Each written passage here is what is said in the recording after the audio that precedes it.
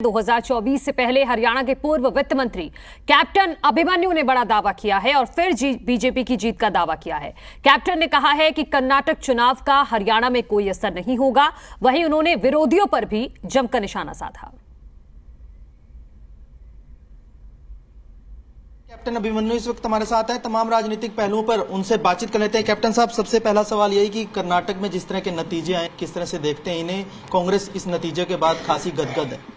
देखिए, कर्नाटक का चुनाव का जो परिणाम आया है, ये भारतीय जनता पार्टी के लिए निश्चित तौर पर संतोषजनक परिणाम है। लगभग 36% हमको पिछली बार 2018 में भी मत मिला था और लगभग उतना ही मत फिर से मिला है।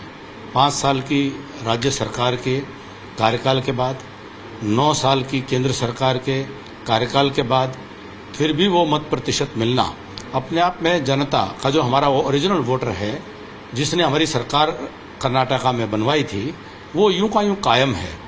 तो उस चुनाव का परिणाम निश्चित तौर पर संतोषजनक है। तो जिस तरह से विधानसभा के चुनाव की अगर बात कर ली जाए, 2024 की बात कर ली जाए, आपको लगता है कि हरियाणा के सिनेरियो पे कोई फर्क नहीं पड़ेगा?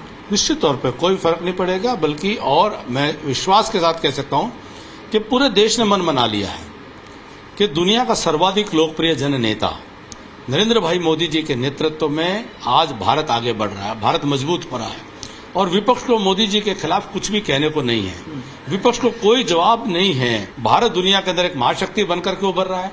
ये बात दुनिया के भारत विरोधी लोगों को हजम नहीं हो रही और वो ये विपक्ष को साथ लेकर के राष्ट्र विरोधी ताकतों को, देश के टुकड़े टुकड़े करने वाले लोगों की ताकतों को इकट्ठा करके प्रपंच तो रच सकते हैं, देश की जनता को बहका नहीं पाएंगे। लेकिन निश्चित तौर पर मोदी जी के नेतृत्व में सरकार बनेगी और हरियाणा में भी फिर से कि वो जो परिवारवादी लोग, वो जो क्षेत्रवादी और जातिवादी लोग, वो जो गिरोह उनका सपने ले रहा है कि हरियाणा में सरकार बना पाएंगे, फिर हरियाणा को वो लूटना चाहते हैं, फिर वो जमीन के घोटाले करना चाहते हैं। किसको बोल रहे हैं आप गिरोह? सब जानते हैं गिरोह किसका है। जो वो गिरोह जिसने अशोक तंवर के सिर पर लाठी मार करके भगा दिया, वो गिरोह जिसने कुमारी शैलजा को प्रदेश अध्यक्ष से हटवा करके दम लेने का काम किया, वो गिरोह जिसने रणदीप सुरजेवाला को हरियाणा की राज्यसभा के चुनाव में भी हिम्मत नहीं होने दी, वो गिरोह जिसने हरियाणा प्रदेश को जलवाने का काम किया, हरियाणा प्रदेश के भाईचारे को तार तार करने का पाप किया,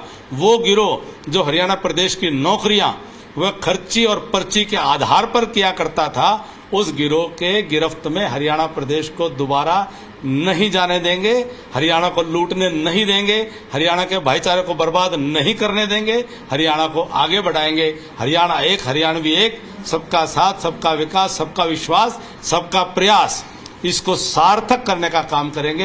हरियाणा उनकी गिरफ्त में नहीं आएगा। अच्छा, जिस तरह से 2024 की अगर बात करी जाए तो गठबंधन का क्या कुछ रहेगा? लगता है कि गठबंधन के तहत ही लोकसभा के चुनाव लड़े जाएंगे या अलग अलग होकर? जिस तरह से अभी तक की जो चर्चाएं चल रही हैं, तमाम जितनी भी बातें आप कर रहे हैं, वही नेतागण यही बातें कहते नजर आ रहे हैं। गठबंधन इस विधानसभा के कार्यकाल के लिए है, विधानसभा में बहुमत साबित करने के लिए है।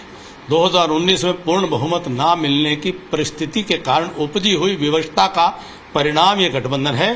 स्थायी सरकार देना, मनोहर लाल जी बड़े हमारे राजनीतिक दल जो हरियाणा में उभरा था, उसके नेता के तौर पर उनकी जिम्मेदारी बनती थी। उन्होंने जिम्मेदारी अच्छे से निभाई।